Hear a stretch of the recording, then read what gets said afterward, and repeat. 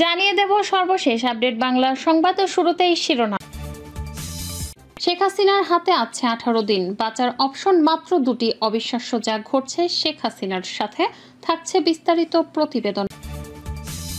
প্রধানমন্ত্রীকে পদত্যাগ করতে বলাই গণভবনে পলককে মারতে তেড়ে আসেন ওবায়দুল কাদের। ডিবি রিমান্ডে আওয়ামী ষড়যন্ত্র ফাঁস করল মন্ত্রীরা, থাকছে বিস্তারিত প্রতিবেদন। দুর্নীতিবাজ শেখ হাসিনা ও তার পুত্র ডিজিটাল ডাকাত জয়ের রিজার্ভ পাচারের গোপন তথ্য ফাঁস করল সাংবাদিক ইলিয়াস। অপরাধে ফাঁসি হবে প্রধানমন্ত্রী শেখ হাসিনার, ক্ষুব্ধ সেনা কর্মকর্তার জবানবন্দি, থাকছে ভিডিও সহ বিস্তারিত প্রতিবেদন। দেশ ছাড়ার প্রস্তুতি নিচ্ছেন আওয়ামী লীগ সরকারের সুবিধাভোগী 200 ঊর্ধ্বতন কোপালী পুলিশ কর্মকর্তা। এবং সর্বশেষ জানাবো এবার হার্ডলাইনে জাতিসংঘ আন্তর্জাতিক আদালতে হবে হাসিনার গণহত্যার বিচার, থাকছে বিস্তারিত প্রতিবেদন। তখন শুনছিলেন সংবাদ শিরোনাম, এখন থাকছে বিস্তারিত। হয় ভারতের রাজনৈতিক আশ্রয়, নতুবা দেশে ফিরে আসা। এই মুহূর্তে আর কোনো বিকল্প নেই। 77 বছর বয়সী এই সাবেক প্রধানমন্ত্রী এখন ভারতে অবস্থান করছেন। শতাধিক মামলা রুজু হয়েছে তার বিরুদ্ধে, এর মধ্যে হত্যা মামলাই বেশি। গণহত্যার মামলা নিয়ে আন্তর্জাতিক আদালতেও যাওয়ার প্রস্তুতি চলছে। তার পাসপোর্ট বাতিল হওয়ায় ভিন্ন গন্তব্যে যাওয়ার সম্ভাবনা অনেকটা উবে গেছে।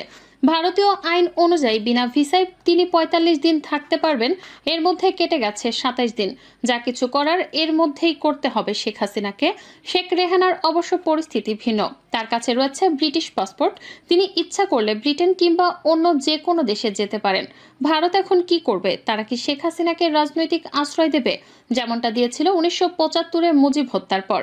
6 বছর ভারতের রাজধানী নয়াদিল্লিতে আশ্রয়ে ছিলেন হাসিনা। যতদূর জানা যায় ভারত এখন উভয় সংকটে। তারা কি তাকে রাজনৈতিক আশ্রয় দিয়ে বাংলাদেশের সঙ্গে বৈরী সম্পর্ক তৈরি করবে, যে সম্পর্কে এখন অনেক তিক্ততায় পরিণত হয়েছে? ভারত বিরোধী সেন্টিমেন্ট আগের থেকে অনেক বেশি এখন। বহির্বিশ্বেও ভারতের সাম্প্রতিক তৎপরতা নিয়ে নানা প্রশ্ন দানা বাঁধছে। হাসিনার সঙ্গে তাদের সম্পর্ক সর্বজন বিদিত। 36 দিনে শেখ হাসিনার শাসন খতম হয়ে যাওয়ার পর ভারত বাংলাদেশের উপর নানা চাপ সৃষ্টি করতে থাকে। সংখ্যালঘু কার্ড ব্যর্থ হয়েছে। দলমত নির্বিশেষে বাংলাদেশের মানুষজন হিন্দুদের বাড়িঘর পাহারা দিয়েছে। ঢালাও অভিযোগ ভুল প্রমাণিত হয়েছে। যদিও সামাজিক যোগাযোগ মাধ্যমে মিথ্যা প্রচারণা জারি রয়েছে, এই পটভূমিতে ভারত কি শেখ হাসিনাকে প্রোটেকশন দেবে? পাসপোর্ট বাতিল হয়ে যাওয়ায় শেখ হাসিনা এখন উদ্বাস্ত। অন্য কোনো দেশে যাওয়ার ইচ্ছা থাকলেও তা খুবই কঠিন। চীন এবং ভারত হাসিনাকে নিয়ে বাজি ধরেছিল, দুটো দেশই হেরেছে। মাঝখানে জিতে গেছে অন্য একটি দেশ। চীন সতর্ক হয়ে গেছে, ভারত হাসিনাকে ঘিরে স্বপ্ন দেখছে এখনো, কিন্তু ইতিহাস অন্য কথা বলে। ডিবি হেফাজতে রিমান্ডে থাকা সাবেক তথ্য প্রযুক্তি প্রতিমন্ত্রী জুনায়েদ আহমেদ পলক জিজ্ঞাসাবাদে চাঞ্চল্যকর সব তথ্য দিচ্ছেন। সরকার পতনের আগ মুহূর্তে আওয়ামী লীগের নীতি নির্ধারণী ফোরামে কি আলোচনা চলছিল, সেটা উঠে আসে পলকের জবানবন্দিতে। পলক জানান, একতরফা আন্দোলন তীব্র হয়ে উঠলে প্রধানমন্ত্রী শেখ হাসিনাকে পদত্যাগের আহ্বান জানিয়েছিলেন তিনি। সরকার পতনের একতরফা আন্দোলনে দেশ যখন অগ্নিগর্ভ, তখন গণভবনের সহযোগী সংগঠনের নেতাদের সঙ্গে বৈঠক করে আওয়ামী লীগ, যেখানে জুনায়েদ আহমেদ পলক প্রধানমন্ত্রী শেখ হাসিনাকে পদত্যাগের জন্য অনুরোধ করেন। সাবেক এই তথ্য প্রযুক্তি প্রতিমন্ত্রী বলেছিলেন, প্রয়োজনে আমাকে বলে দিন, তারপরও শিক্ষার্থীদের আন্দোলন বন্ধ করার ব্যবস্থা করেন। শিক্ষার্থীদের চোখের ভাষা ও মনের ভাষা বোঝার চেষ্টা করতে প্রধানমন্ত্রী ও আওয়ামী লীগ নেতাদের অনুরোধ করেন পলক। এ সময় সাবেক সড়ক পরিবহন ও সেতু মন্ত্রী ওবায়দুল কাদের তেড়ে যান পলকের দিকে। ওই পরিস্থিতি বর্ণনা করতে গিয়ে জবানবন্দিতে পলক বলেন, তখন আমি সাহসী হয়ে গেলাম। প্রধানমন্ত্রীকে জানালাম, আপনি স্টেপ ডাউন করুন। আওয়ামী লীগকে মানুষ ঘৃণা করছে, থুতু দিচ্ছে। শেখ হাসিনার সরকারের পতনের পর গ্রেপ্তার হওয়া রথী মহারথীরা নানা প্রশ্নবাণে জর্জরিত। ডিবি পুলিশের রিমান্ডে তারা দিচ্ছেন চাঞ্চল্যকর সব তথ্য। শিক্ষামন্ত্রী মহিবুল হাসান চৌধুরীর চাপেই 10 মিনিট স্কুলের সঙ্গে 500 কোটি টাকার চুক্তি বাতিল করা হয় বলে জানান পলক। এদিকে সাবেক ডেপুটি স্পিকার শামসুল হক টুকু জানান, মন্ত্রী হওয়ার ইচ্ছা তার ছিল না, শুধু প্রধানমন্ত্রীর ইচ্ছায় মন্ত্রী হয়েছিলেন। সালমান এফ রহমান জানান, আমাকে জেলে রাখা হলে দেশ ক্ষতিগ্রস্ত হবে।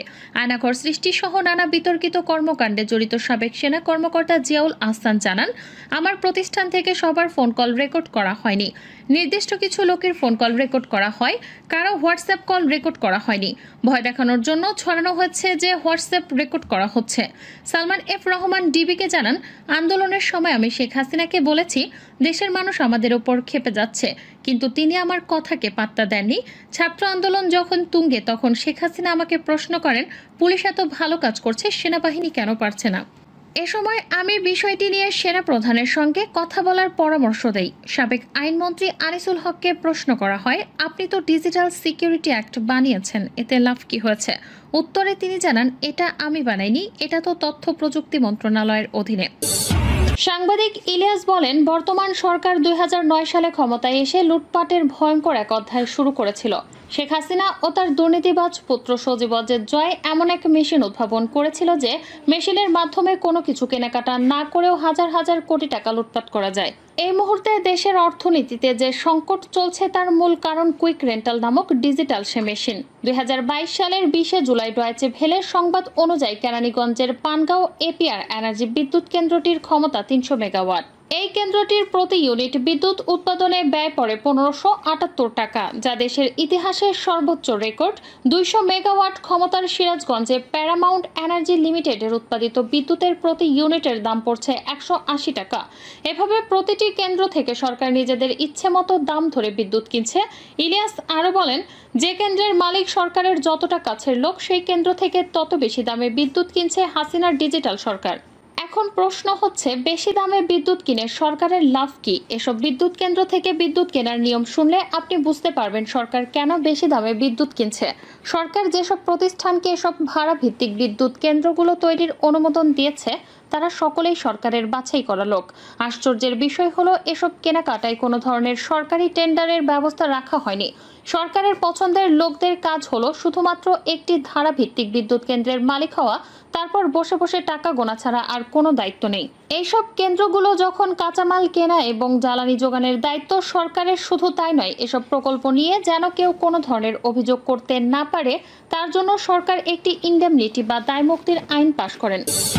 পিনাকি ভট্টাচার্য বলেন, স্বৈরাচার হাসিনার পতনের পর আমার হাতে 5 মে নিয়ে নতুন কিছু তথ্য এসেছে। হাসিনা নির্লজ্জভাবে বলেছিল 5 মে কেউ মারা যায়নি, রং মেখে নাকি তারা শুয়েছিল। শেখ হাসিনার সামরিক সচিব হেফাজতের মিটিংয়ে এসে বলেছিল কেউ মারা যায়নি।